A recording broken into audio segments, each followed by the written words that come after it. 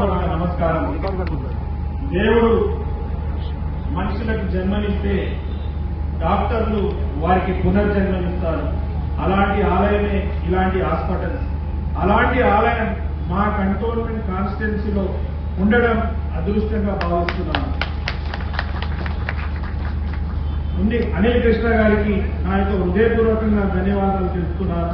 మా కాన్స్టిట్యున్సీలో సికింద్రాబాద్ పార్లమెంట్ అన్న కిషన్ రెడ్డి అన్న గారికి, మా అందరి ప్రాంతానికి ఇక్కడ వైద్య సేవ అందించడానికి ఇచ్చేసినందుకు మరొకసారి ధన్యవాదాలు తెలుపుకుంటూ, ఈరోజు మన రాష్ట్రమే మన దేశమే కాకుండా ప్రపంచంలో ఎన్నో దేశాలలో కూడా వారి హాస్పిటల్ ఉండడం, ఇంటర్నేషనల్ స్టాండర్డ్స్ తో కూడిన ఎక్విప్మెంట్స్ తో మనకు ట్రీట్మెంట్ అందించడానికి ఇక్కడ పెట్టడం చాలా సంతోషంగా భావిస్తున్నాను.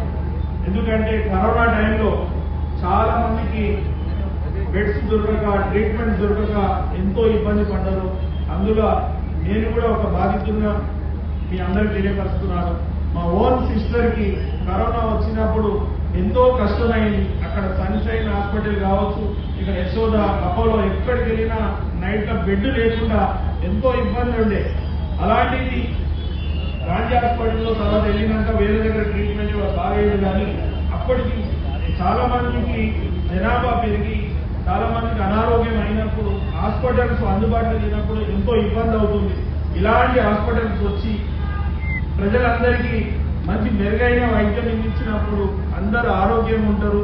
ఈ హాస్పిటల్లో చేపట్టిన ప్రతి ఆపరేషన్ గ్రాండ్ సక్సెస్ కావాలని, ఇక్కడికి వచ్చిన వాళ్ళు అనారోగ్యంతో వచ్చిన వాళ్ళు ఆరోగ్యంగా తిరిగి వెళ్లాలని మనసారా భగవంతుడు ప్రార్థిస్తూ, ఇంత మంచి కార్యక్రమంలో నేను కూడా భాగస్వామ్యం కావడం సంతోషం వ్యక్తం చేస్తూ, ఇలాంటి బ్రాంచెస్ ఇంకా దేశమంతటా ప్రపంచమంతటా వీళ్ళ విస్తీర్ణ కావాలి. ఇదే మాదిరిగా ఆరోగ్యంలో ఈ సేవ కొనసాగాలని మనసారా కోరుకుంటూ